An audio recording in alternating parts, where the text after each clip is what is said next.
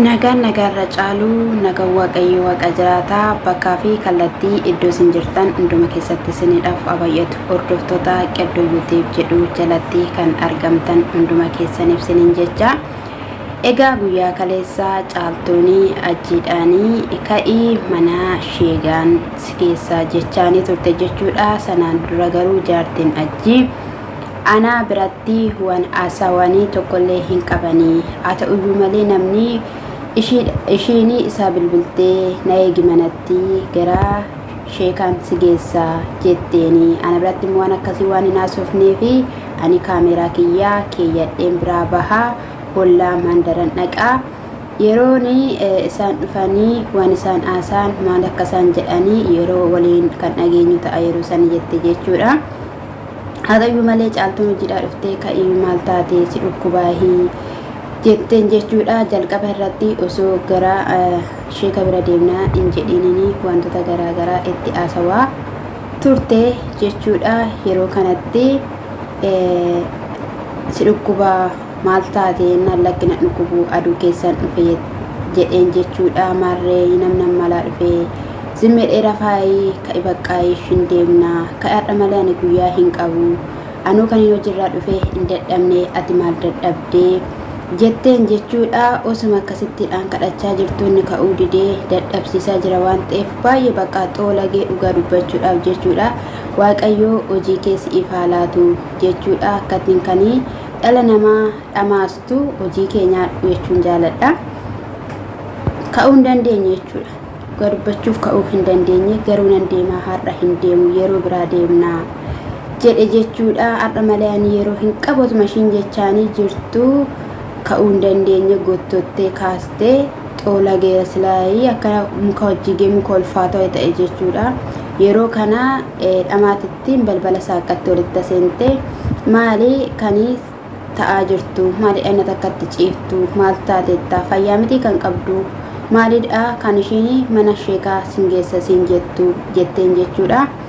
Yeroo kanatti maal si dhibe si jetteen jechuudha. Caaltuun maal si dhibe jennaan maalirraa qabda jetteen jechuudha. Abbaa daa'ima kootiiti waan hin barbaade lafa hin barbaade geessuu nan danda'a haa ta'uyyuu malee yaanee deebinaa yaaneetu deebinaa iddoo biraa iddoodhaan nu hin qabnu suuqii keenya deebinaa osuma isaan jechaanii jiranii ka'iyyoo dhuma ati dhiira taate ka'ii gadi ba'e jette jechuudha. Chaarjii fudhatte jechuudha. Yeroo kanatti ka'isiin jetteera ka'ishii sodaatteedha. Ishiin heeyyamsiisa jettee dubbattee turte miti kinuu heeyyamsiisitii ka'ii gaafa jettuun inni ka'uu hin dandeenye jechuudha. Yeroo kanatti egaa caaltuuni asumatti na heegii sheekanii fidee dhufaa atis manaa hin bahin jetteeni balbala gadi baate jechuudha. Yeroo ishiin balbala gadi baatutti maalidha kanatti haasawaa jirtu kanatti jechaa jirtu kanatti gochaa jirtu sheekni bara kana hin jiru bara kana kan jiru waa namarratti godhu duwwaatu jira jette jechuudha. Wanti namni namarratti godhu akkamitti barte ofii keetiif sila keessa jirtuudhaaf eeyyeeyi hojiin kee adda ba'uudhaaf wanta jiruufidha. Isa kana sana booddee ka'iitii bayiitii hiriyoota kee bira deemi hiriyoota kee bira dhaqii jennaan eessan naqanii aduu keessaan dhufe jennaaniin bayisiin jedheera ba'ii hiriyoota kee bira deemitii jetteen jechuudha. Yeroo kanatti yoo nan isii bilbile malee akkas jettee as hin deebi'in jetteen jechuudha. Maaliifi caaltuun sheekan fida jettee waan baatee fi sheekatu dhufa jettee waan yaaddeef jala milissuudhaaf jechuudha. Tooftaan ishee kan isheen karoorfatte jechuudha. Saati meeqattiin dhufa reena anatu si bilbila saati lamatti jennaan toleedhe jechuudha. Akka daa'imaa akka jecha nama dhabsiisa dhugaa dubbachuudhaaf taanaanii bahee jechuudha. Yeroo kanatti ishiinis teessee egaa irraa dubbatte jechuudha. Wanti inni sheeka bira dhaquuf hin jiru. Anaanis asitti na eeginaan jette anis waan hin asitti ishee eeguuf hin jiru. Anis hiriyaa koo biraan deemaa. Hiriyaa koo bira waan hin deemuuf anaanis nan argattu yoo barbaadde naaf iddee dhuftee ofirratti haa qaraarsistu jette jechuudha. Dhugaa dubbachuudhaaf baay'ee jechuudha kan nama gaddisiisu ammayyuu jechuudha. Isaa magartuuni hojii koo dhiiseera walitti araaramne ani mistira baaseera yookiin immoo icciitii baaseera jettu jechuudha.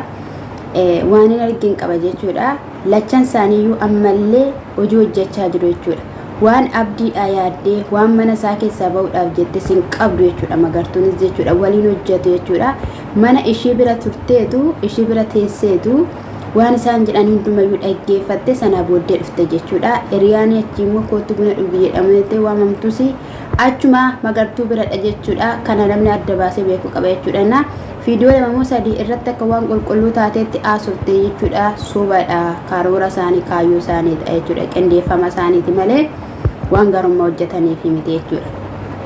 Akkasumas immoo abdiinis wanti deemamaa jiru wanti hojjetamaa jiru gaarii miti jedheetu mana hiriyaa caaltuutti caaltuudhaan waamee ture jechuudha. Caaltuu ati maali akkamii jirtaa jennaan eeyyee jira jiraannaan deemaa jira miti jennaan atin jirtu yookiin immoo ga'ee jiraachuu keetii kan agarsiisu naafidi jechaanii ture jechuudha. Lakki anoo jira osuma jechaa jirtu maal ta'utti jirtaa lubbuun kee baduuf jira ati manas hin qabdu dhalas hin qabdu mana sana keessaa baatamu hin baatu jedheeni abdii gaafachaa ture jechuudha. Ishiinis mana koo keessaa hin ba'u maaliifan mana koo keessaa ba'a yoo na ajjeefteetti ta'e na ajjeeftu achumatti hin du'a jette jechuudha.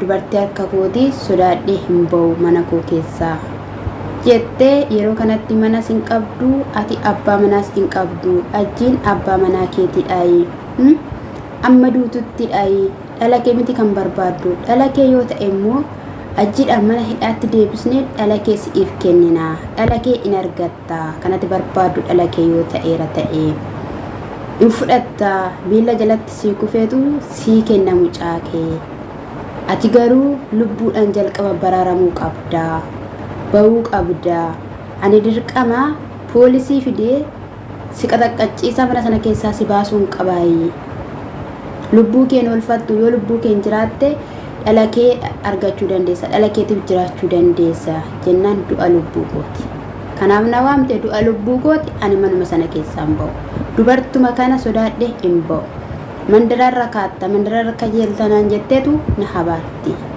Ani ajii barbaades osoo hin taane mana sanatti kan hin deebi'e mucaa koodhaafi mucaa koofaadha akkasumas immoo meeshaa koodhaaf jedheeni meeshaan qabdu hin jiru meeshaan kan ajii kan jaartii ajiiti jedhe jechuudha. Yeroo kanatti ishiin dhaga'uu hin dandeenye ka'iitii carqii kee fidadhu kottu daqiiqaa lama siifan kenna deemi fidadhu kottu gaafa abdiin jedhuun lakki ani iddoon deeme carqii fidadhu hin qabu lafan deeme carqii fidadhu hin qabu hin ba'u jedhee yeroo ishiin jettuuni inni harka qabee gottoote balbala gadi baasee siin jedheera deemi fidadhu jennaan ishiin fidachuun dhandhe jechuudha. Yeroo kanatti immoo abdiini dhugaa qabdi meeshaanis irraa fudhatame mucaanis irraa fudhatame dhugaa qabditti sin faradamu garuu ani otoo ishiin achi baate natti tola jedhe jechuudha. Manaadha sabboontutti deebi'ii jedheeni egaa laafa baanis yeroo iddoo sanatti deebi'anis namatti hin tolu homaa gochuun hin danda'amu. Waaqayyo si faana haa ta'u waan mana sana keessa jiru dhugaa dubbachuudhaa fi nama dhiba jechuudha. Meeshaa keellee fudhadhu bahe jennaani nama dhaga'uu hin dandeenye hin diddee hin beekne maaliif akka ta'e jechuudha. Waan dhumti si faana haa ta'u siin jennaa caaltu kanadha. Qiddoo yuutiibii immoo lammiiwwan jaalatamtoota afaan kana kan dhageessan sabskiraaybii naa godhaa laayikii naa godhaa ittiin baastan gatiin kaffaltan gatii dhugaa dubbachuuf maali Oromoo maali